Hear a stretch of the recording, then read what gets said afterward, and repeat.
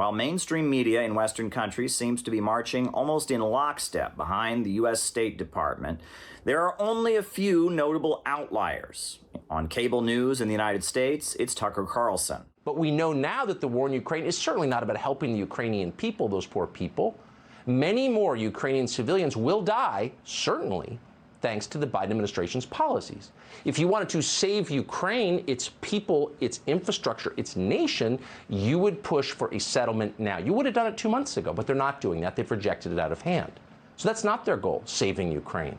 He's just not buying the war propaganda. Plus, he's opposing censorship on alternatives to mainstream media, saying Americans have the right to hear the other side of the story. If we're going to protect democracy, that should start at home. And democracy is defined, literally defined, by the tolerance of the regime for dissent. But no dissent is allowed. So they've pulled RT off the airwaves in Canada. So you would expect that mainstream media would disagree with him, call him a Putin puppet, blah, blah, blah.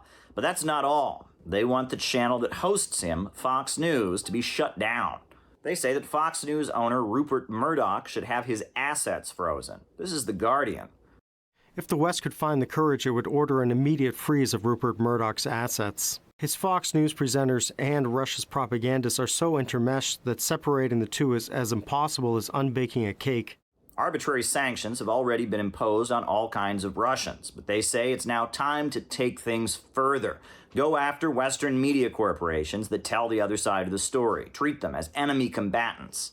Murdoch boosts Russian morale and undermines Ukrainian resolve by supplying a dictatorship with foreign validation.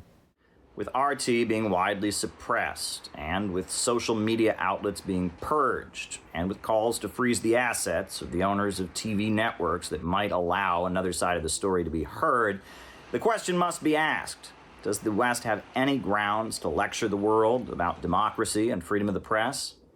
It's clearly been pushed to the side. Demonizing Russia is considered to be far more important. Caleb Maupin, RT, New York.